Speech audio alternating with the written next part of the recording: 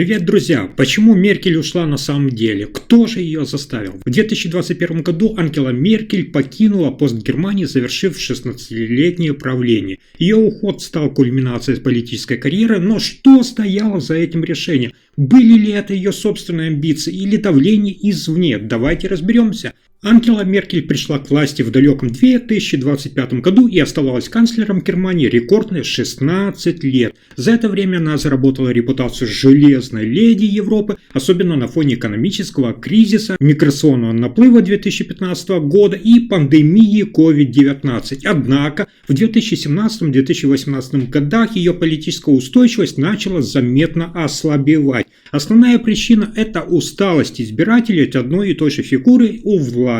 Хотя Меркель оставалась уважаемой фигурой на международной арене, внутри страны росло недовольство тем, что ее политика стала слишком технократична и осторожна. Многие немцы, особенно молодежь, стали воспринимать Ангелу Меркель как символ политического застоя, а ее стиль как нечто устаревшее. Выборы в Бундестаг 2017 года стали тревожным звоночком. Для справки хочу сообщить вам, что партия ХДС-ХСС показала один из худших результатов с 1949 года, всего лишь 32,9%. Это означало потерю почти 9% поддержки по сравнению с предыдущими выборами в 2013 года. Впервые в Бундестаг прошла правая партия «Альтернатива для Германии» АДГ, получив более 12% голосов. Это стало не просто электоральным ударом, но и знаком того, что традиционные центристские партии теряют доверие, а политический ландшафт Германии стремительно поляризуется. В 2018 году ситуация ухудшилась еще сильнее. На земельных выборах в Баварии и Гессене партия ХДС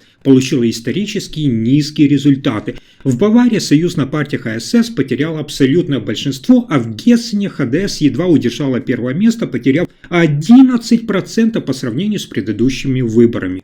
Под давлением этих неудач Ангела Меркель заявила о намерении покинуть пост председателя ХДС, что стало первым шагом к ее полному уходу из политики. Она прямо сказала, цитата, «Это 4-й срок, и он будет моим последним». Тем самым Ангела Меркель сделала редкий в мировой политике шаг. Она сама отказалась от власти, пока еще оставалась у руля, а не ожидала принудительного ухода или поражения на тех же выборах. Однако для многих ее шаг выглядел не как добровольный жест, а как вынужденный маневр на фоне падения рейтингов и ухудшения имиджа ХДС.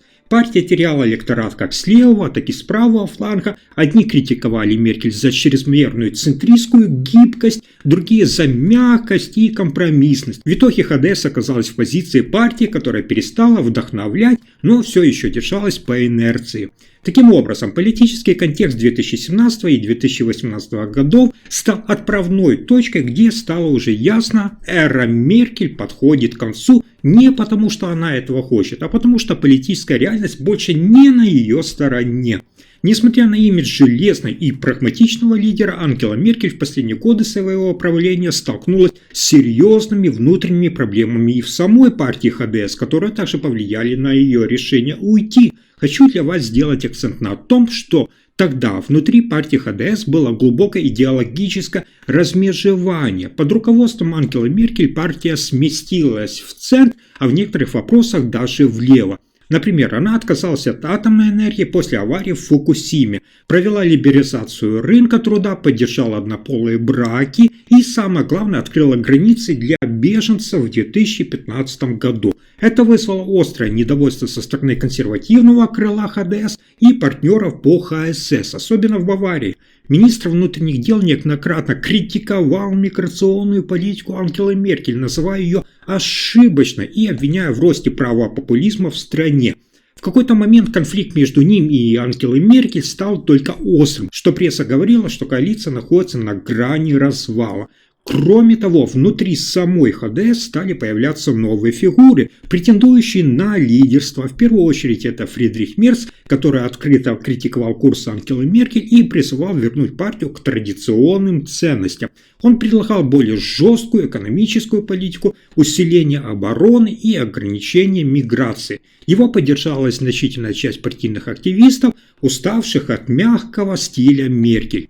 Назначение Аннегрет Крамп-Карренбауэр в качестве ее преемницы на посту главы ХДС в 2018 году не решило проблему, а наоборот, только усугубило ее. Она воспринималась как копия Меркель, но без харизмы и без авторитета. Она быстро потеряла контроль над партией, что привело к новому витку борьбы за лидерство, где Фридрих Мерц вновь усилил свои позиции. Таким образом, Ангела Меркель оказалась в окружении своих, но чужих. С одной стороны, это лоялисты, то есть верные, но не способны удержать курс, а с другой стороны, открытые конкуренты, желающие вернуть настоящую ХДС. Она поняла, что дальнейшее пребывание у власти только усугубит раскол в партии и сделать ее политическое наследие токсичным. Я бы сказал, что ее уход в 2021 году был своего рода жестом примирения, попыткой сохранить свое лицо, передать власть в более или менее контролируемых условиях.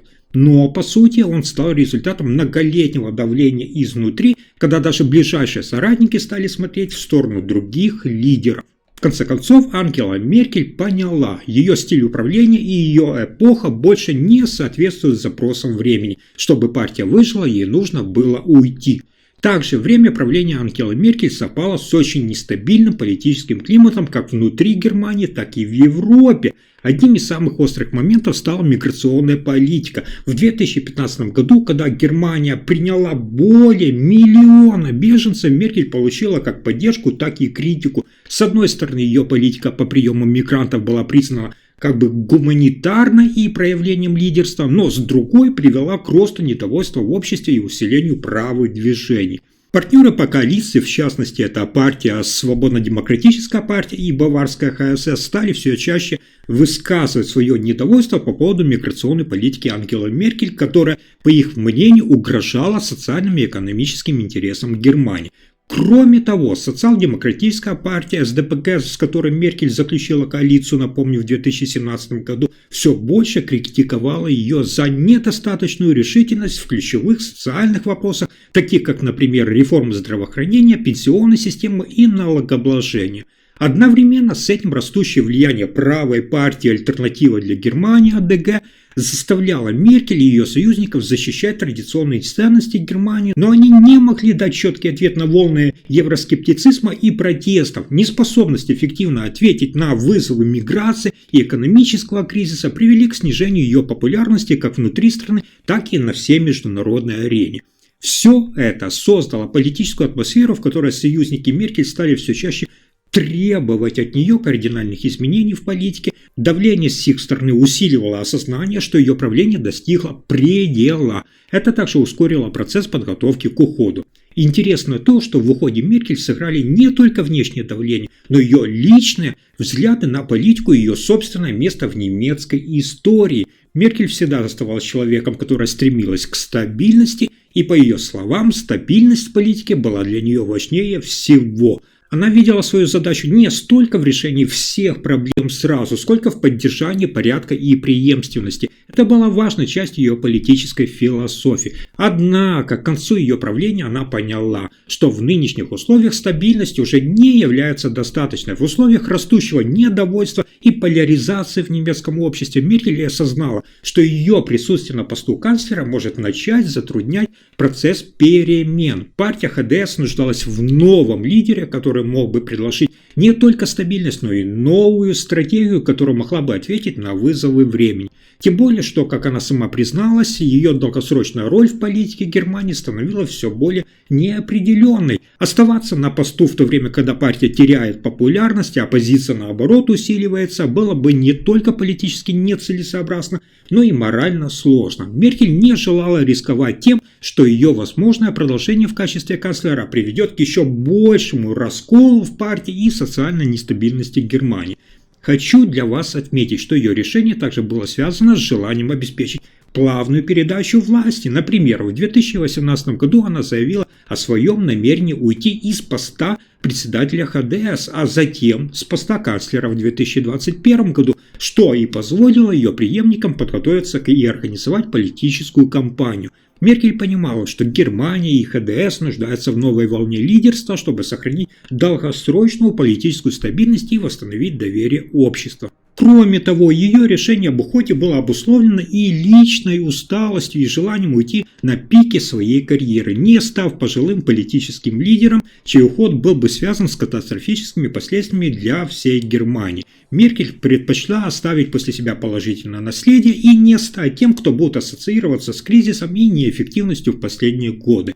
Таким образом, ее уход был не только политическим, но и личным решением. Меркель оставалась верна своей идеологии, что политика – это не борьба за власть, как все думают, а стремление служить стабильности и общественному благу. Это решение открыло новую главу в политической истории Германии и всей Европы. Делайте выводы сами, а если вам понравился мой рассказ, поддержите меня подпиской и делитесь своим мнением в комментариях. Спасибо за просмотр.